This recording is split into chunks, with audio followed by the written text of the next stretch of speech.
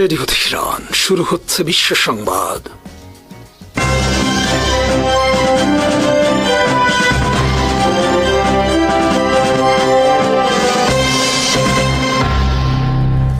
শুরুতেই সংবাদ শিরোনাম।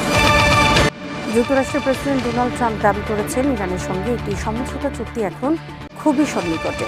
তিনি জানান এ লক্ষ্যে আগামী সোমবার দুই পক্ষের মধ্যে নতুন দফার আলোচনা শুরু হওয়ার কথা রয়েছে। ট্রাম্পের ভাষ্য অনুযায়ী দীর্ঘদিনের উত্তেজনার পর কূটনৈতিক প্রচেষ্টা ইতিবাচক দিকে এগোচ্ছে এবং দ্রুত একটি সমঝোতায় পৌঁছানোর সম্ভাবনা তৈরি হয়েছে। এদিকে ইরানের পররাষ্ট্রমন্ত্রী আব্বাস আরাকচি জানিয়েছেন, হরমুজ প্রণালীর ব্যবস্থাপনা নিয়ে তেহরান ও ওমানের মধ্যে চলমান আলোচনা চূড়ান্ত পর্যায়ে পৌঁছেছে। তার মতে গুরুত্বপূর্ণ এই জলপথের নিরাপত্তা ও পরিচালনা নিয়ে উভয় পক্ষের মধ্যে অগ্রগতি হয়েছে এবং শিগগিরই এই বিষয়ে আনুষ্ঠানিক সিদ্ধান্ত আসতে পারে। বিশ্ব জ্বালানি বাণিজ্যের জন্য হরমুজ প্রণালী অত্যন্ত গুরুত্বপূর্ণ হওয়ায় এই আলোচনা আন্তর্জাতিক মহলেও নিবিড়ভাবে পর্যবেক্ষণ করা হচ্ছে। অন্যদিকে ইরানের প্রেসিডেন্ট মাসুদ পেজেশকিয়ান যুক্তরাষ্ট্রকে জুন মাসে স্বাক্ষরিত সমঝোতা স্মারক বাস্তবায়নে প্রতিশ্রুতিবদ্ধ থাকার আহ্বান জানিয়েছেন। তিনি বলেন, অন্তর্বর্তীকালীন এই চুক্তি ভবিষ্যতে ইরানের পররাষ্ট্রনীতির অন্যতম প্রধান ভিত্তি হিসেবে কাজ করবে। তার মতে উভয় দেশ যদি সমঝোতার শর্তগুলো ভাবে অনুসরণ করে তবে পারস্পরিক আস্থা বৃদ্ধি এবং আঞ্চলিক স্থিতিশীলতা প্রতিষ্ঠার নতুন সুযোগ সৃষ্টি হবে।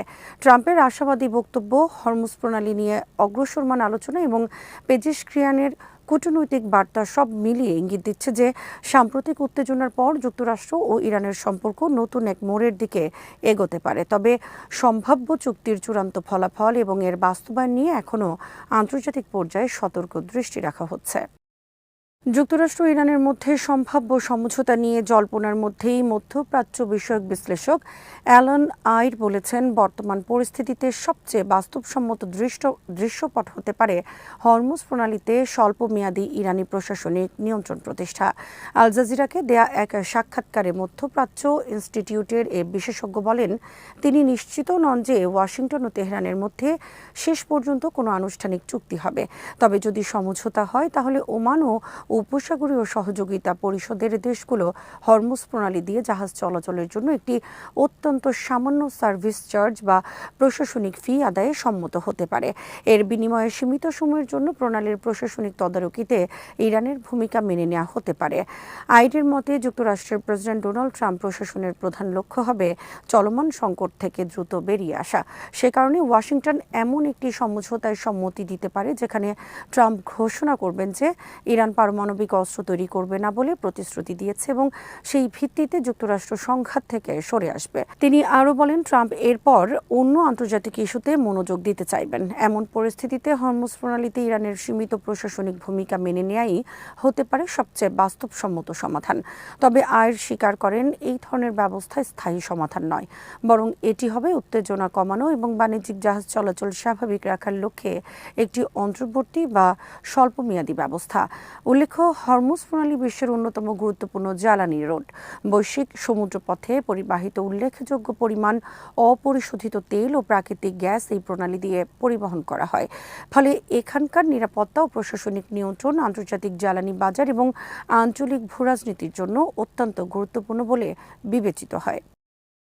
তুরস্ক বলেছে, গাজায় সর্বশেষ প্রাণঘাতী হামলাগুলো প্রমাণ করে যে ইসরায়েলি প্রধানমন্ত্রী বেনিয়ামিন নেতানিয়াহুর সরকার ফিলিস্তিনিদের সঙ্গে শান্তি প্রতিষ্ঠায় আন্তরিক নয়। দেশটির পররাষ্ট্র মন্ত্রণালয় এক বিবৃতিতে অভিযোগ করেছে, নেতানিয়াহুর মূল লক্ষ্য হল ফিলিস্তিনিদের নিজ ভূমি থেকে উৎখাত করা এবং মধ্যপ্রাচ্যে স্থায়ী শান্তি প্রতিষ্ঠার সব সম্ভাবনা নষ্ট করা। বিবৃতিতে বলা হয়, নেতানিয়াহু সরকার এমন পদক্ষেপ অব্যাহত রেখেছে যা অঞ্চলের নাজুক ভারসাম্যকে আরও দুর্বল করছে এবং বিশেষ করে যুক্তরাষ্ট্র সহ বিভিন্ন দেশের মধ্যস্থতায় চলমান কূটনৈতিক প্রচেষ্টাকে বাধাগ্রস্ত করছে। তুরস্কের ভাষ্য অনুযায়ী বর্তমান পরিস্থিতি স্পষ্টভাবে দেখাচ্ছে যে সামরিক অভিযান অব্যাহত রেখে সংঘাত আরও দীর্ঘায়িত করার পথই বেছে নিয়েছে ইসরায়েল। তুরস্ক আরও দাবি করেছে, নেতানিয়াহুর সম্প্রসারণবাদী ও সামরিক তান্ত্রিক নীতির কারণে পুরো মধ্যপ্রাচ্য নতুন করে অস্থিতিশীলতার ঝুঁকিতে পড়েছে। এ অবস্থায় আন্তর্জাতিক সম্প্রদায়ের প্রতি আরও দৃঢ়, ধারাবাহিক ও কার্যকর অবস্থান গ্রহণের আহ্বান জানিয়েছে আঙ্কারা।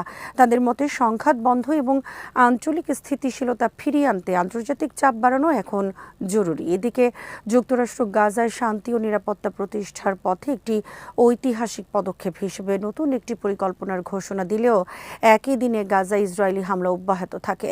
বিভিন্ন সূত্রের তথ্য অনুযায়ী রোববারের এসব হামলায় অন্তত ১৯ জন ফিলিস্তিনি নিহত হয়েছেন। তুরস্কের মতে শান্তি আলোচনা ও মধ্যস্থতার উদ্যোগের পাশাপাশি সামরিক হামলা চালিয়ে যাওয়া বাস্তবে শান্তি প্রতিষ্ঠার প্রচেষ্টাকে দুর্বল করে দিচ্ছে। আঙ্কারা পুনর্ব্যক্ত করেছে যে গাজায় স্থায়ী যুদ্ধবিরতি, বেসামরিক মানুষের সুরক্ষা এবং আন্তর্জাতিক আইনের প্রতি শ্রদ্ধা ছাড়া অঞ্চলে দীর্ঘমেয়াদী শান্তি প্রতিষ্ঠা সম্ভব নয়। ইরানের পররাষ্ট্রমন্ত্রী আব্বাস আরাকচি সোমবার সৌদি আরবের পররাষ্ট্রমন্ত্রী প্রিন্স ফয়সাল বিন ফারহান এবং পাকিস্তানের সেনাপ্রধান ফিল্ড মার্শাল আসিম মনিরের সঙ্গে পৃথক টেলিফোনে আলোচনা করেছেন। গত ২৪ ঘণ্টার মধ্যে এটি ছিল তাদের মধ্যে দ্বিতীয় দফার যোগাযোগ। আলোচনায় আঞ্চলিক স্থিতিশীলতা বজায় রাখা, কূটনৈতিক উদ্যোগ জোরদার করা এবং চলমান উত্তেজনা প্রশমনের বিভিন্ন উপায় নিয়ে মতবিনিময় হয়। ইরানের পররাষ্ট্র মন্ত্রণালয়ের তথ্য অনুযায়ী উভয় আলোচনায় সাম্প্রতিক কূটনৈতিক অগ্রগতি পর্যালোচনা করা হয় এবং মধ্যপ্রাচ্যের শান্তি ও স্থিতিশীলতা রক্ষায় আঞ্চলিক সহযোগিতার সক্ষমতা কাজে লাগানোর উপর গুরুত্ব আরোপ করা হয়। পাশাপাশি রাজনৈতিক সমাধানের মাধ্যমে সংকট নিরসনের প্রয়োজনীয়তার কথাও তুলে ধরা হয়। তবে আলোচনার নির্দিষ্ট বিষয়বস্তু বা সম্ভাব্য সিদ্ধান্ত সম্পর্কে তাৎক্ষণিকভাবে আর কোনো বিস্তারিত তথ্য প্রকাশ করা হয়নি। এদিকে লোহিত সাগর ও উপসাগরীয় অঞ্চলে গুরুত্বপূর্ণ সামুদ্রিক পথ বাব-আল মানদেব প্রণালীতে জাহাজ চলাচল উল্লেখযোগ্যভাবে কমে গেছে।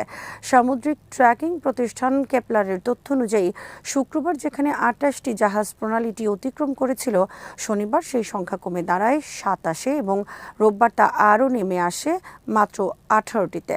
বিশ্লেষকদের মতে সাম্প্রতিক নিরাপত্তা ঝুঁকি এবং বাণিজ্যিক জাহাজে হামলার খবরে শিপিং কোম্পানিগুলো সতর্ক অবস্থান গ্রহণ করায় এই পতন দেখা গেছে। বাব-আল মানদেব প্রণালীটি লোহিত সাগরকে এডেন উপসাগরের সঙ্গে সংযুক্ত করে এবং এটি বিশ্বের অন্যতম গুরুত্বপূর্ণ বাণিজ্যিক ও জ্বালানি পরিবহন রুট হিসেবে পরিচিত। প্রতিবেদনে বলা হয়েছে, সপ্তাহের শুরুতে সৌদি আরবের দুটি তেলবাহী ট্যাঙ্কার নিরাপদে এই প্রণালী অতিক্রম করলেও পরবর্তীতে নিরাপত্তা পরিস্থিতির অবনতির কারণে বাণিজ্যিক জাহাজ চলাচলে প্রভাব পড়ে। বিশেষজ্ঞরা সতর্ক করে বলেছেন, এ ধরনের হামলা বা নিরাপত্তার সংকট অব্যাহত থাকলে তেল পরিবহন এবং বৈশ্বিক সরবরাহ শৃঙ্খলেও বড় ধরনের বিঘ্ন সৃষ্টি হতে পারে। এরই মধ্যে সোমবার ওমানের খাসাব উপকূল থেকে প্রায় ২০ নটিক্যাল মাইল উত্তর পূর্বে একটি তেলবাহী জাহাজের কাছাকাছি বিস্ফোরণের ঘটনা ঘটে। যুক্তরাজ্যের সামুদ্রিক বাণিজ্য কার্যক্রম তদারকি সংস্থা জানিয়েছে, জাহাজটির ক্যাপ্টেন আশপাশে একটি বিস্ফোরণের শব্দ শুনেছেন। সাম্প্রতিক ঘটনাগুলো মধ্যপ্রাচ্যের সামুদ্রিক নিরাপত্তা নিয়ে নতুন করে উদ্বেগ সৃষ্টি করেছে। বিশেষ করে বাব-আল মানদেব প্রণালীতে নিরাপত্তা পরিস্থিতির অবনতি আন্তর্জাতিক বাণিজ্য ও জ্বালানি সরবরাহ ব্যবস্থার উপর দীর্ঘমেয়াদী প্রভাব ফেলতে পারে বলে বিশ্লেষকদের ধারণা। ইরানের প্রেসিডেন্ট মাসুদ পেজেশকিয়ান বলেছেন, যুক্তরাষ্ট্রের সঙ্গে স্বাক্ষরিত শান্তি স্মারক ভবিষ্যতে ইরানের পররাষ্ট্রনীতির কেন্দ্রবিন্দু হয়ে উঠবে। তার মতে এই সমঝোতা বাস্তবায়িত হলে শুধু ইরান নয়, পুরো অঞ্চল এবং ইরানের মিত্রদের নিরাপত্তাও আরও শক্তিশালী হবে। সামাজিক যোগাযোগ মাধ্যমে এক্সে এক পোস্টে পেজেশকিয়ান জানান, স্বাক্ষরিত স্মারকটি জাতীয় নিরাপত্তা পরিষদের সদস্যদের সম্মিলিত সিদ্ধান্তের ফল। তিনি বলেন, পরিষদের সব সদস্যই এই বিষয়ে একমত হয়েছেন। প্রেসিডেন্টের ভাষায়, আমি বিশ্বাস করি এই স্মারক ভবিষ্যতে আমাদের পররাষ্ট্র সম্পর্কের কেন্দ্রবিন্দু হবে। আমাদের অবশ্যই চেষ্টা করতে হবে যাতে শত্রুপক্ষ তার স্বাক্ষরিত প্রতিশ্রুতির প্রতি অঙ্গীকারবদ্ধ থাকে। তিনি আরও দাবি করেন, এই চুক্তি কার্যকর হলে ইরানের নিরাপত্তা, আঞ্চলিক স্থিতিশীলতা এবং দেশটির সহযোগী পক্ষগুলোর অবস্থান আরও মজবুত হবে। অর্থাৎ তেহরানের দৃষ্টিতে এ সমঝোতা কেবল একটি দ্বিপক্ষীয় কূটনৈতিক পদক্ষেপ নয়, বরং বৃহত্তর আঞ্চলিক নিরাপত্তা কাঠামোর অংশ। তবে ইরান বলছে, ১৮ জন স্বাক্ষরিত এই যুদ্ধবিরতি স্মারক বাস্তবায়নের পথে বারবার বাধা সৃষ্টি হয়েছে। তেহরানের অভিযোগ, যুক্তরাষ্ট্র একাধিকবার এই চুক্তি লঙ্ঘন করেছে, ফলে প্রত্যাশিত শান্তি ও আস্থার পরিবেশ গড়ে ওঠেনি। বিশ্লেষকদের মতে পেজেশকিয়ানের এই বক্তব্য ইঙ্গিত দিচ্ছে যে ইরান এখনও কূটনৈতিক সমাধানের পথ খোলা রাখতে চায়, তবে একই সঙ্গে ওয়াশিংটনের প্রতি কঠোর বার্তাও দিতে চাইছে। তেহরান চায় যেসব অঙ্গীকার কাগজে কলমে করা হয়েছে সেগুলোর বাস্তবায়ন নিশ্চিত হোক, অন্যথায় আঞ্চলিক স্থিতিশীলতা নতুন করে চাপে পড়তে পারে। ইরানের পররাষ্ট্র মন্ত্রণালয়ের মুখপাত্র ইসমাইল বাঘাই স্পষ্ট করে জানিয়েছেন, বর্তমানে যুক্তরাষ্ট্রের সঙ্গে ইরানের কোনো ধরনের আলোচনা বা আলোচনা প্রক্রিয়া চলছে না। আজ সাপ্তাহিক সংবাদ সম্মেলনে তিনি বলেন, কোনো ধরনের বিভ্রান্তি এড়াতে আমি স্পষ্ট করে বলতে চাই, আমরা এই মুহূর্তে যুক্তরাষ্ট্রের সঙ্গে কোনো আলোচনা করছি না। বাঘাই জানান, বর্তমানে যে আলোচনা চলছে তা কেবল ইরান ও ওমানের মধ্যে এবং এর উদ্দেশ্য হরমুজ প্রণালীতে জাহাজ চলাচলের নিরাপদ ব্যবস্থা নিশ্চিত করা। তিনি বলেন, মাস্কাটের সঙ্গে সমন্বয় করে তেহরান একটি অস্থায়ী ব্যবস্থা নিয়ে কাজ করছে, যাতে এই গুরুত্বপূর্ণ নৌপথে নিরাপদ নৌ চলাচল বজায় রাখা যায়।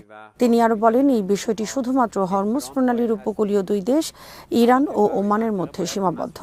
ভবিষ্যতে অন্য কোনো পক্ষের ভূমিকা থাকলেও তা পরে নির্ধারণ করা হবে। হরমুজ প্রণালীতে বর্তমান পরিস্থিতির জন্য তেহরান ও মাস্কাটের মতো পার্থক্যকে দায়ী করার অভিযোগও প্রত্যাখ্যান করেন বাঘাই। তার ভাষ্য, 28 ফেব্রুয়ারি শুরু হওয়া যুক্তরাষ্ট্রের আগ্রাসন এবং পরবর্তী নৌ অবরোধের কারণেই এই সংকট সৃষ্টি হয়েছে। তিনি বলেন, যুক্তরাষ্ট্রের শত্রুতামূলক কর্মকাণ্ড, নৌ অবরোধ এবং আন্তর্জাতিক আইন লঙ্ঘন অব্যাহত থাকলে প্রণালীর বর্তমান অবস্থায় কোনো পরিবর্তন আশা করা যায় না। চীন, ইরান ও যুক্তরাষ্ট্রের মধ্যে নতুন মধ্যস্থতাকারী ভূমিকা নিচ্ছে এমন প্রতিবেদনেরও বিরোধিতা করেন ইরানি মুখপাত্র। তিনি বলেন, তেহরান ও ওয়াশিংটন সংশ্লিষ্ট বিষয়ে পাকিস্তানি মধ্যস্থতাকারী হিসেবে কাজ করছে এবং কাতার সহায়ক ভূমিকা পালন করছে। চীনের সঙ্গে ইরানের ঘনিষ্ঠ সম্পর্ক রয়েছে এবং বেইজিং আঞ্চলিক উত্তেজনা কমাতে কূটনৈতিক প্রচেষ্টা চালালেও চীন নতুন মধ্যস্থতাকারী হয়েছে, এ দাবি সঠিক নয়। পাশাপাশি তিনি পাকিস্তান ও কাতারের প্রতিনিধিরা যুক্তরাষ্ট্রের সঙ্গে সরাসরি আলোচনায় অংশ নিচ্ছেন বলেও যে দাবি করা হচ্ছে সেটিও নাকচ করে দেন। ইরান যুদ্ধ অবসানে আজ সোমবার থেকে যুক্তরাষ্ট্র ও ইরানের মধ্যে নতুন করে আলোচনা শুরু হবে বলে জানিয়েছেন মার্কিন প্রেসিডেন্ট ডোনাল্ড ট্রাম্প। গত 28 ফেব্রুয়ারি শুরু হওয়া এই যুদ্ধ 6 মাসে গড়িয়েছে। গত জুনে যুদ্ধবিরতি হলেও পরে তা ভেস্তে যায় এবং দুই দেশ আবার পাল্টাপাল্টি হামলা শুরু করে। গত শুক্রবার ইরানের উপর নতুন করে ব্যাপক হামলার পরিকল্পনার কথা ঘোষণা করেছিলেন ট্রাম্প। পরদিন শনিবার ওই হামলা পরিকল্পনা স্থগিতের ঘোষণা দিয়ে তিনি ইরানের সঙ্গে নতুন করে আলোচনা শুরুর কথা জানান। গতকাল ট্রাম্প সাংবাদিকদের বলেন, আলোচনায় হরমুজ প্রণালীর বিষয়টি গুরুত্ব পাবে, যা বৈশ্বিক জ্বালানি সরবরাহের একটি গুরুত্বপূর্ণ পথ এবং চলমান সংঘাতের অন্যতম প্রধান অচলাবস্থার কারণ হয়ে উঠেছে। পাশাপাশি আলোচনার চূড়ান্ত লক্ষ্য হবে ইরানের পারমাণবিক কর্মসূচির অবসান। অন্যদিকে ইরান জানিয়েছে তারা হরমুজ প্রণালীর মধ্য দিয়ে একটি নতুন নৌপথ চালুর বিষয়ে ওমানের সঙ্গে একটি চুক্তির কাছাকাছি পৌঁছে গেছে। যদিও গতকাল প্রণালীর কাছে একটি তেলবাহী জাহাজে বিস্ফোরণের খবর পাওয়া গেছে, যা এই কৌশলগত জলপথে এখনও বিদ্যমান অস্থিরতার বিষয়টি আবারও সামনে এনেছে। ট্রাম্প নতুন আলোচনার ঘোষণা দেওয়ার পর আজ সোমবার এশিয়ার বাজারে লেনদেন শুরুর সঙ্গে সঙ্গে জ্বালানি তেলের দাম কিছুটা কমে যায়। এই সময় যুক্তরাষ্ট্রের বেঞ্চমার্ক অপরিশোধিত তেল ওয়েস্ট টেক্সাস ইন্টারমিডিয়েটের দাম 4.7% কমে প্রতি ব্যারেল $80.72 নেমে এসেছে। এই মাটির টানে সারা দুনিয়ার সেই সব মানুষের জন্য আমাদের সামান্য সংযোগ, মাত্র 30% টাকায় জমির মালিক হয়ে নতুন বাংলাদেশের গড়ে তোলার স্বপ্ন দেখা। বাংলা বসতি, এই মাটি আমার, এই জমিন আমার। পাকিস্তানের সাবেক প্রধানমন্ত্রী ইমরান খানকে স্বাস্থ্যগত কারণে কারাগার থেকে মুক্তি দেওয়া হতে পারে, তবে তার মুক্তির বিষয়টি রাজনৈতিকভাবে সংবেদনশীল হওয়ায় এ নিয়ে এখন পর্যন্ত তৃতীয় পক্ষের মধ্যস্থতায় প্রাথমিক আলোচনা হয়েছে। পাকিস্তানের সামরিক বাহিনীর ঘনিষ্ঠ একাধিক সূত্র ও ইমরান খানের পরিবারের সদস্যরা কথা জানিয়েছেন। আলোচনার বিষয়ে অবগত একটি সূত্র বলেছে, পাকিস্তানকে এগিয়ে নিতে হলে এই রাজনৈতিক অচলাবস্থার অবসান ঘটাতে হবে। দীর্ঘস্থায়ী রাজনৈতিক অস্থিতিশীলতা দেশটির ব্যাপক ক্ষতি করেছে। পাকিস্তান তেহরিক-ই-ইনসাফের প্রতিষ্ঠাতা ইমরান খান রাওয়ালপিন্ডির কাছে আদিয়ালা কারাগারে 3 বছর ধরে বন্দী রয়েছেন। 2023 সালে দুর্নীতির মামলায় কারাবন্দী হওয়ার পর থেকে তাকে জনসম্মুখে দেখা যায়নি। দুর্নীতির মামলায় গ্রেফতার দেখানো হলেও তাকে মূলত দেশটির প্রভাবশালী সামরিক বাহিনীর সঙ্গে বিরোধে জড়িয়ে পড়ার কারণেই কারাগারে পাঠানো হয়েছে। কারাগার থেকে মুক্তির জন্য সাধারণত বিশ্বাসযোগ্য কারণ দেখাতে হয়। ইমরান খানকে সম্ভবত স্বাস্থ্যগত কারণ দেখিয়ে মুক্তি দেওয়া হতে পারে। চলতি বছরের শুরুতে 73 বছর বয়সী ইমরান খানের চোখে অস্ত্রোপচার করা হয়েছে। কয়েক মাস ধরে ইমরান খানের সঙ্গে স্বজনদের দেখা করতে দেওয়া হচ্ছে না। যোগাযোগ বিচ্ছিন্ন হওয়ার পর থেকে পরিবারের সদস্যরা তার স্বাস্থ্যের অবনতি নিয়ে বারবার উদ্বেগ প্রকাশ করেছেন। এমনকি তিনি মারা গেছেন এমন গুজবও ছড়িয়ে পড়েছিল। যুক্তরাজ্য ভিত্তিক সংবাদ মাধ্যম দ্য অবজারভেশনকে দেয়া এক বিবৃতিতে ইমরান খানের দুই ছেলে সুলাইমান খান ও কাসিম খান বলেন, এখন নীরব থাকার আর সুযোগ নেই। দুই ভাইয়ের ভাষ্যমতে, আমাদের বাবা 7 মাসের বেশি সময় ধরে বাইরের বিশ্ব থেকে সম্পূর্ণ বিচ্ছিন্ন।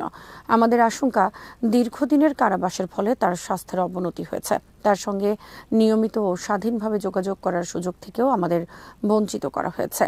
মানবাধিকার আইনজীবী ক্লাইভ স্টাফোর্ড স্মিথ বলেন, তিনি খুবই একগুঁয়ে মানুষ। ওয়েস্ট ইন্ডিজের গতিময় বোলারদের মুখোমুখি হতে তিনি কখনো হেলমেট পরতে রাজি হননি।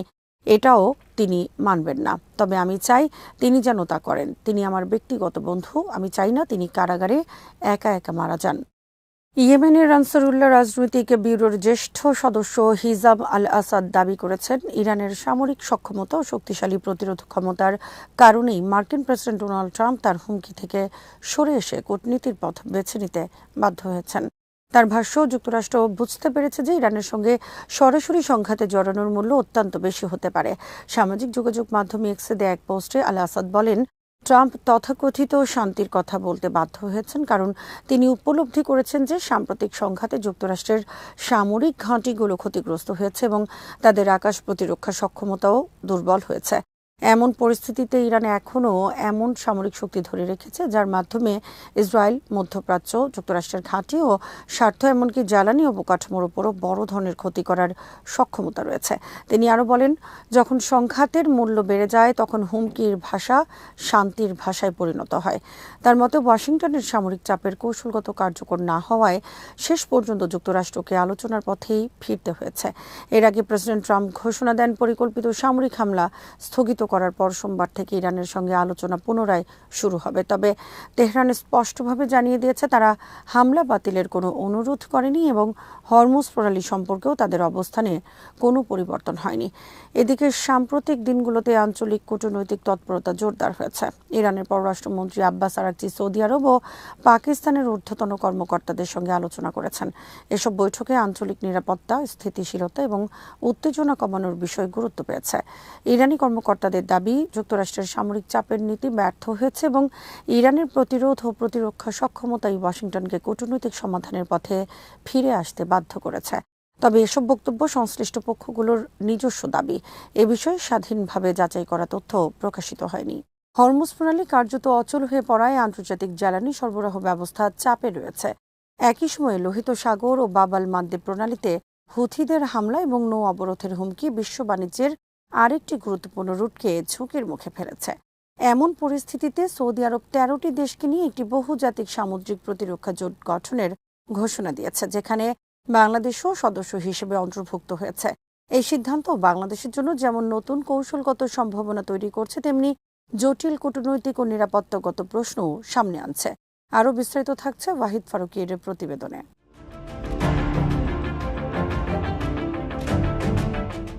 বাব আল মানদেব প্রণালী বিশ্বের অন্যতম গুরুত্বপূর্ণ সামুদ্রিক করিডোর। লোহিত সাগরকে এডেন উপসাগর এবং ভারত মহাসাগরের সঙ্গে সংযুক্ত করা এই সরু জলপথ দিয়ে বিশ্ব সামুদ্রিক বাণিজ্যের প্রায় 10 থেকে 12% এবং প্রতিদিন কয়েক মিলিয়ন ব্যারেল তেল পরিবহন হয়। হরমুজ প্রণালীর উপর চাপ বেড়ে যাওয়ায় সৌদি আরব সহ উপসাগরীয় দেশগুলোর জন্য এই পথের গুরুত্ব আরও বৃদ্ধি পেয়েছে। কিন্তু হুথিদের হামলা এবং অবরোধের কারণে এই রুটও এখন অনিরাপদ হয়ে উঠেছে। ফলে নৌ চলাচলে নিরাপত্তা নিশ্চিত করতে সৌদি আরবের এই উদ্যোগকে অনেকেই বাস্তবসম্মত কৌশল হিসেবে মনে করছেন।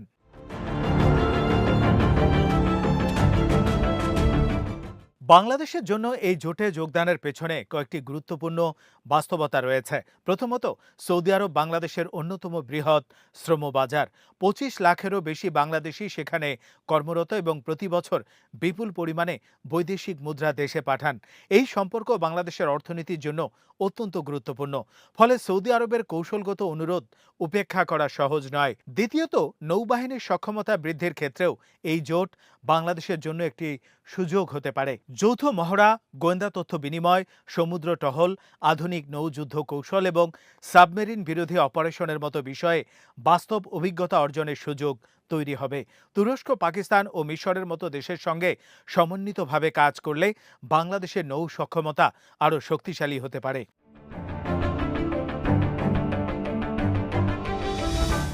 অর্থনৈতিক দৃষ্টিকোণ থেকেও এর তাৎপর্য রয়েছে।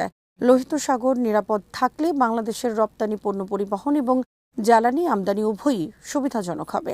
পাশাপাশি পূর্ব আফ্রিকার বাজারে বাংলাদেশি পণ্যের প্রবেশ এবং জনশক্তি রপ্তানির নতুন সুযোগ সৃষ্টি হওয়ার সম্ভাবনাও উড়িয়ে দেওয়া যায় না। তবে সম্ভাবনার পাশাপাশি ঝুঁকিও কম নয়। সবচেয়ে বড় উদ্বেগ ইরানের সঙ্গে বাংলাদেশের সম্পর্ক নিয়ে।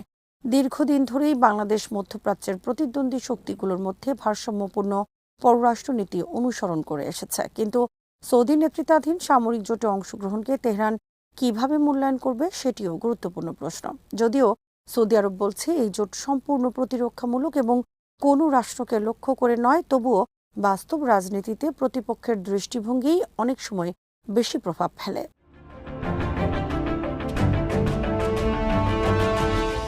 আরেকটি বড় ঝুঁকি নিরাপত্তা। এই জোট জাতিসংঘের শান্তিরক্ষা মিশনের মতো নয়, বরং একটি সংঘাতপূর্ণ অঞ্চলে পরিচালিত সামরিক উদ্যোগ। ফলে সেখানে দায়িত্ব পালনকারী বাংলাদেশি নৌ সদস্যরা সরাসরি হামলার ঝুঁকিতে পড়তে পারেন। অতীতে উপসাগরীয় যুদ্ধে আন্তর্জাতিক বাহিনীর নিরাপত্তা সহায়তা ছিল। এবার একই ধরনের নিরাপত্তা, ক্ষয়ক্ষতির দায়ভার, সৈন্যদের বীমা ও ক্ষতিপূরণের বিষয়গুলো স্পষ্ট না হলে বাংলাদেশকে সতর্কতার সঙ্গে সিদ্ধান্ত বাস্তবায়ন করতে হবে।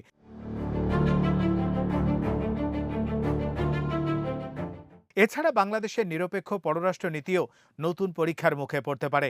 ঢাকা এখন পর্যন্ত ইরান যুক্তরাষ্ট্র সংঘাতে কোনো পক্ষ না নিয়ে সংলাপ ও শান্তিপূর্ণ সমাধানের আহ্বান জানিয়েছে। কিন্তু সৌদি নেতৃত্বাধীন সামরিক জোটে সক্রিয় ভূমিকা নিলে সেই নিরপেক্ষ অবস্থান কতটা বিশ্বাসযোগ্য থাকবে তা নিয়ে প্রশ্ন উঠতে পারে। একই সঙ্গে ইরান সমর্থিত গোষ্ঠীগুলোর দৃষ্টিতে বাংলাদেশ অনাকাঙ্ক্ষিতভাবে একটি প্রতিপক্ষ হিসেবে বিবেচিত হতে পারে।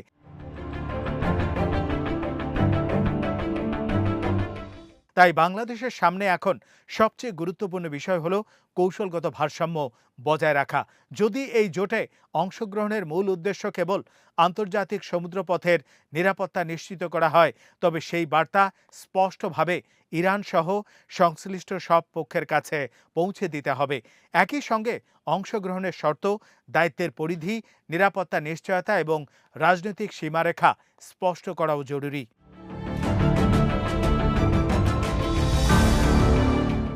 সব মিলিয়ে সৌদি নেতৃত্বাধীন এই নৌ জোটে বাংলাদেশের অংশগ্রহণকে একপাক্ষিকভাবে ভালো বা খারাপ বলা যায় না।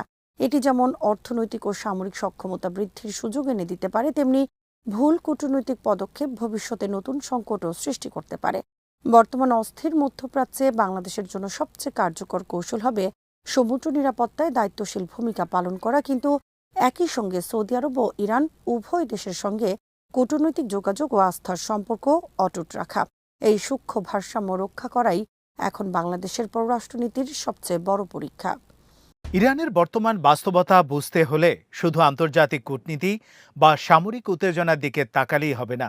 দেশটির সাধারণ মানুষের মনোভাব ও দৈনন্দিন বাস্তবতাও সমান গুরুত্বপূর্ণ। সাম্প্রতিক মাসগুলোতে যুক্তরাষ্ট্রের প্রেসিডেন্ট ডোনাল্ড ট্রাম্পের বক্তব্যে এক ধরনের দোলাচল লক্ষ্য করা গেছে। কখনো তিনি ইরানের বিরুদ্ধে কঠোর হুমকি দিয়েছেন, আবার কখনো দাবি করেছেন যে দুই দেশের মধ্যে সমঝোতা খুব কাছাকাছি কিংবা আলোচনা ইতিবাচকভাবে এগিয়ে যাচ্ছে। কিন্তু অধিকাংশ ইরানের কাছে এসব নতুন কিছু নয়। বছরের পর বছর ধরে তারা একই ধরনের বক্তব্য, চাপ এবং কূটনৈতিক ওঠানামা দেখে এসেছে। ফলে এসব ঘোষণায় সাধারণ মানুষের মধ্যে খুব বেশি আশাবাদ বা বিস্ময় তৈরি হয় না। তবে দেশের অভ্যন্তরীণ পরিস্থিতি এখন গভীর অনিশ্চয়তায় আচ্ছন্ন। জনগণের একটি বড় অংশ ভবিষ্যৎ নিয়ে উদ্বিগ্ন এবং হতাশ। একদিকে সামরিক সংঘাতের ঝুঁকি, অন্যদিকে কূটনৈতিক সমাধানের সম্ভাবনা। এই দুইয়ের মাঝখানে দাঁড়িয়ে আছে ইরান। কিন্তু কূটনীতির প্রতি মানুষের আস্থা আগের তুলনায় অনেকটাই কমে গেছে। কারণ ইরান যখন আন্তর্জাতিক আলোচনার মধ্যেই ছিল, তখনই দেশটি নজিরবিহীন বিমান হামলার মুখোমুখি হয়। এসব হামলা শুধু সামরিক ঘাঁটি বা সরকারি স্থাপনায় নয়, বেসামরিক এলাকা, আবাসিক ভবন এবং গুরুত্বপূর্ণ অবকাঠামো ক্ষতিগ্রস্ত হয়েছে। ফলে অনেকের কাছে প্রশ্ন জেগেছে, আলোচনা চললেও যদি যুদ্ধ এড়ানো না যায়, তাহলে কূটনীতির কার্যকারিতা কোথায়? অন্যদিকে সমাজের একটি অংশের মধ্যে এখনও দৃঢ়তা ও প্রতিরোধের মানসিকতা রয়েছে। বহিরাগত চাপের মুখে জাতীয় ঐক্য বা র্যালি অ্যারাউন্ড দ্য ফ্ল্যাগ প্রভাব এখনও পুরোপুরি মিলিয়ে যায়নি। অনেকেই মনে করেন বিদেশি চাপের মুখে দেশের সার্বভৌমত্ব রক্ষাই সবচেয়ে গুরুত্বপূর্ণ। এই মনোভাব সরকারের প্রতি নিঃশর্ত সমর্থন নয়, বরং বাইরের হুমকির বিরুদ্ধে জাতীয় সংহতির প্রকাশ। সবশেষে ইরানের অর্থনৈতিক বাস্তবতাও জনগণের মনোভাব গঠনে বড় ভূমিকা রাখছে। বছরের পর বছর ধরে আন্তর্জাতিক নিষেধাজ্ঞা, অভ্যন্তরীণ অব্যবস্থাপনা এবং সাম্প্রতিক যুদ্ধ পরিস্থিতির প্রভাব দেশটির অর্থনীতিকে কঠিন করে দিয়েছে। মূল্যস্ফীতি, বেকারত্ব, মুদ্রার অবমূল্যায়ন এবং নিত্য প্রয়োজনীয় পণ্যের উচ্চমূল্য সাধারণ মানুষের জীবনকে আরও দুর্বিষহ করে তুলেছে। ফলে ইরানি সমাজ আজ একই সঙ্গে অর্থনৈতিক চাপ, যুদ্ধের শঙ্কা এবং রাজনৈতিক অনিশ্চয়তার ভার বহন করছে। এই বাস্তবতায় জনগণের প্রত্যাশা একটাই, যে পথেই বেছে নেওয়া হোক তা যেন শেষ পর্যন্ত দেশকে আরও বড় সংঘাত নয়, বরং স্থিতিশীলতা ও স্বাভাবিক জীবনের দিকে নিয়ে যায়। যুক্তরাষ্ট্রের সঙ্গে চরম উত্তেজনার প্রেক্ষাপটে ইরান কূটনৈতিক তৎপরতা উল্লেখযোগ্যভাবে বাড়িয়েছে। দেশটির পররাষ্ট্রমন্ত্রী আব্বাস আরাকচি, পাকিস্তানের সেনাপ্রধান জেনারেল আসিম মুনির, তুরস্কের পররাষ্ট্রমন্ত্রী হাকান ফিদান এবং সৌদি আরবের পররাষ্ট্রমন্ত্রী প্রিন্স ফয়সাল বিন ফারহান আল সৌদের সঙ্গে পৃথক টেলিফোনে আলোচনা করেন। এসব আলোচনায় মধ্যপ্রাচ্যের দ্রুত অবনতিশীল নিরাপত্তা পরিস্থিতি, সম্ভাব্য মার্কিন সামরিক পদক্ষেপ এবং আঞ্চলিক স্থিতিশীলতা নিয়ে উদ্বেগ প্রকাশ করা হয়। ইরান এসব আলোচনায় স্পষ্টভাবে জানিয়ে দিয়েছে, যুক্তরাষ্ট্র যদি দেশটির সার্বভৌমত্ব বা জাতীয় নিরাপত্তার বিরুদ্ধে কোনো সামরিক অভিযান চালায়, তাহলে তেহরান কঠোর ও সিদ্ধান্তমূলক জবাব দেবে। একই সঙ্গে ইরান কূটনৈতিক সমাধানের পথ খোলা রাখার বার্তাও দিয়েছে, যদিও তারা বলছে যে চাপ বা হুমকির মুখে কোনো ধরনের সমঝোতায় তারা যাবে না। এদিকে ইরানের পররাষ্ট্র মন্ত্রণালয় এক কঠোর বিবৃতিতে যুক্তরাষ্ট্রের বিরুদ্ধে যুদ্ধবিরতি লঙ্ঘনের অভিযোগ তুলেছে। তেহরানের দাবি, হরমুজ প্রণালীতে জাহাজ চলাচলের ক্ষেত্রে বিদ্যমান নিয়ম উপেক্ষা করে এবং ইরানের অনুমোদন ছাড়া বিকল্প নৌপথ ব্যবহার করে ওয়াশিংটন যুদ্ধবিরতির চুক্তির চেতনাকে ক্ষুণ্ণ করেছে। এছাড়া যুক্তরাষ্ট্র বাণিজ্যিক জাহাজ ব্যবহার করে সামরিক তৎপরতা আড়াল করেছে বলেও অভিযোগ করেছে ইরান। তেহরানের অভিযোগ আরও বিস্তৃত। তাদের ভাষ্য অনুযায়ী যুক্তরাষ্ট্র নতুন অর্থনৈতিক নিষেধাজ্ঞা আরোপ, কার্যত নৌ অবরোধ সৃষ্টি এবং ইরানের বিভিন্ন লক্ষ্যবস্তুতে নতুন করে বিমান হামলা চালিয়ে যুদ্ধবিরতির পরিবেশ নষ্ট করেছে। ফলে পরিস্থিতি আবারও সংঘাতের দিকে এগোচ্ছে বলে শঙ্কা প্রকাশ করেছে ইরানি কর্তৃপক্ষ। অন্যদিকে মধ্যপ্রাচ্য ইনস্টিটিউটের জ্যেষ্ঠ গবেষক রস হ্যারিসন মনে করেন, যুক্তরাষ্ট্রের বর্তমান কৌশল এখনও অস্পষ্ট। তিনি বলেন, প্রেসিডেন্ট ডোনাল্ড ট্রাম্প গত কয়েক সপ্তাহে একাধিকবার ইরানের বিরুদ্ধে বড় ধরনের সামরিক পদক্ষেপের ইঙ্গিত দিলেও শেষ মুহূর্তে তা স্থগিত করেছেন। এতে ওয়াশিংটনের প্রকৃত উদ্দেশ্য নিয়ে প্রশ্ন তৈরি হয়েছে। আল জাজিরাকে দেয়া এক সাক্ষাৎকারে হ্যারিসন বলেন, ট্রাম্প কেন পরিকল্পিত হামলা বাতিল করলেন তা এখনই নিশ্চিতভাবে বলা সম্ভব নয়। একইভাবে আরাকচির আঞ্চলিক নেতাদের সঙ্গে আলোচনায় ইরান যুক্তরাষ্ট্রকে কোনো প্রতিশ্রুতি দিয়েছে কিনা সেটিও স্পষ্ট নয়। তার মতে, ইরানের অভ্যন্তরে অনেকেই মনে করতে পারেন যে সম্ভাব্য বড় ধরনের সংঘাতের ঝুঁকি বিবেচনায় নিয়ে শেষ পর্যন্ত ট্রাম্প পিছিয়ে গেছেন। অর্থাৎ তেহরানের দৃষ্টিতে এটা যুক্তরাষ্ট্রের কৌশলগত নমনীয়তা নয়, বরং সম্ভাব্য যুদ্ধের পরিণতি এড়ানোর সিদ্ধান্ত।